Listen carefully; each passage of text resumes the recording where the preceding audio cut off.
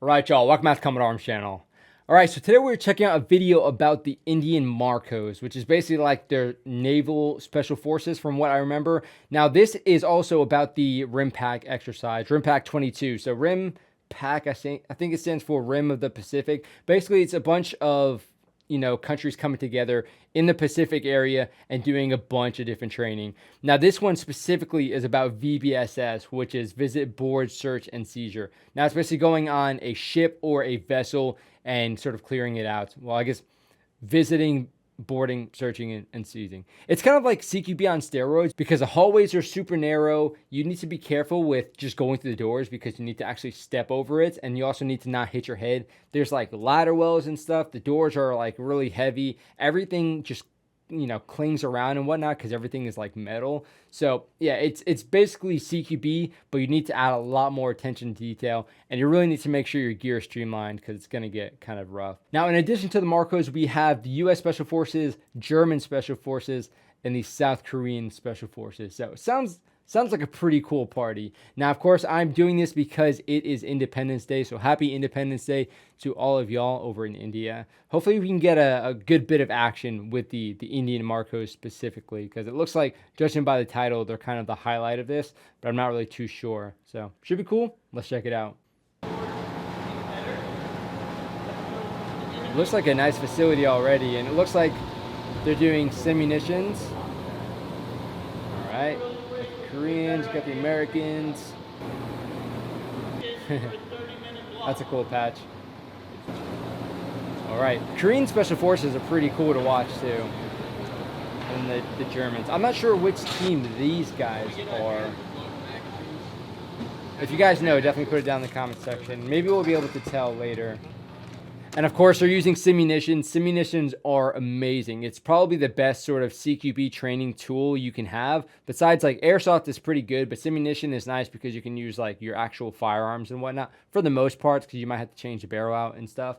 But it is a lot of fun. And of course, when you're actually getting shot at, you get that realism. So you're not just doing a bunch of sort of Rambo stuff, like kind of just going into a room, thinking you can take on a lot more than you can chew. Simunitions will definitely let you know that you can't do that. But you always end up getting shot like in the inner thigh or the hand, just the worst areas. Oh, I want to check out the guns. HK416s.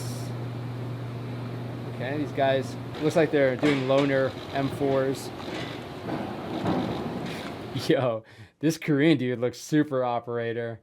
Like, so he's got a Glock, he's got his own really nice sort of AR setup, a little AR shorty with an EOTech.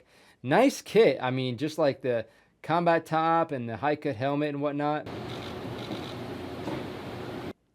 Nice. Okay, so let's see. Who do we have in this little stack here? It looks like, yeah, so yeah, I see US Special Forces. Yeah, so it looks like a stack of a few different sort of countries, which is pretty cool to actually operate together. Okay. Yeah, you can see there's not a whole lot of room. Okay. Oh, they got the lasers too? That's pretty cool. I've never actually used a visible laser, especially for CQB, but what the heck is this? So it looks like, I don't know which country this is. I can't see the flag or anything, but yeah, interesting rifle setup. It looks like something, maybe, I have no idea who would be using this weapon system, to be honest. Gear looks similar to the other Korean dude we saw, so maybe that's it, but I'm not sure what weapon system that is at all. Even the optic, it looks like an odd sort of aim point. It looks like he's got a PEC 16 or maybe a 15 or something similar. But okay, this is an interesting weapon system. Now, I'm not sure if they're using simunitions right now, but I'm guessing they're going to get some reps in before they start doing force-on-4 stuff. He's got a wrap around his handguard too, which is weird. Ooh, he's got his finger on the trigger. What's going on there? Interesting. I saw that right away. Okay, cool kit, cool holsters. Yeah, and this is another tricky thing with like ships in general, you can be on upper levels and you'll have floors like this, especially if it's like upper decks or maybe like scaffolding, kind of like a catwalk area. You can have areas like this where it's really hard for you to see like sort of underneath it. But if you're underneath it, you can see up pretty easily because these guys are probably going to be blocking a lot of the light. So you'll be able to sort of see that. And of course, the sounds with the ship, like trying to be stealthy in a ship is like just not possible. Everything echoes. Everything has a metallic sort of clang to it.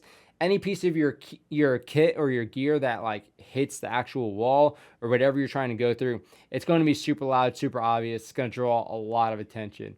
And another thing that was kind of challenging with ships is just ladder wells. Ladder wells are not stairs, and you can't really treat them like stairs. So you have to have your own tactics specifically set up for ladder wells. You can kind of use like normal ladder tactics for it, but we had something called Ninja Move 13, which is basically if we're going down, we would hook our foot in the ladder well, grab sort of high up, and swing around and clear the back of the ladder well out. Kind of weird, but it worked, I guess.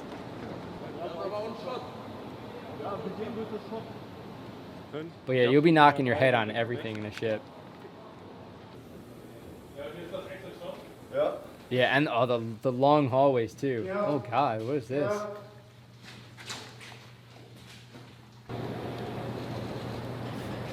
That's a cool picture.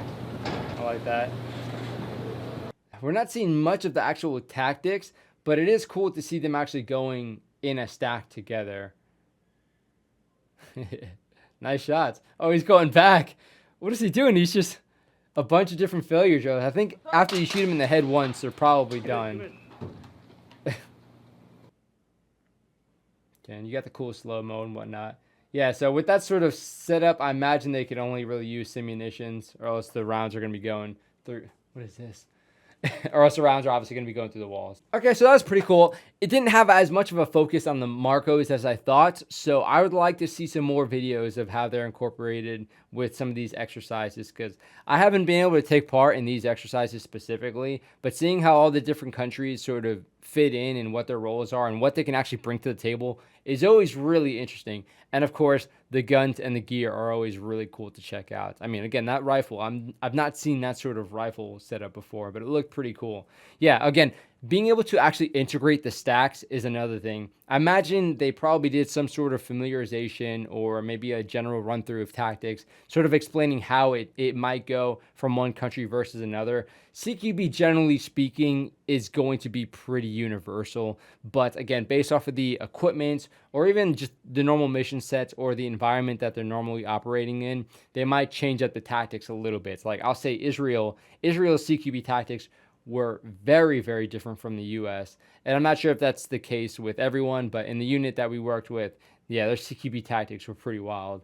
But I think it was more focused on self-preservation than sort of a little more of the violence of action that, you know, the US military tends to do. But always cool to see the differences in the gear, differences in the tactics, and these exercises alone are just cool to have everybody sort of come together, work together, do some trading. That's probably the coolest part of these exercises, is just trading stuff, trading patches, uniform items, trading knives is always a good time. And of course, cross-training on the weapons is always a cool part. But yeah, let me know what you guys think. If you guys took part in the rim pack exercise, I'm not sure if it's still going on or how long the exercise is. I think it's about a month long, but it looks like a cool exercise. There's a lot of cool exercises going on in the Pacific. And I see some of that just because I'm over here in Washington. A lot of the units will go and support those exercises. So there's a lot going on, and it's always kind of cool to check out some of these videos on YouTube. But yeah, let me know what you guys think. And of course, if you guys took part, let me know how it was, because it looks like a pretty cool time.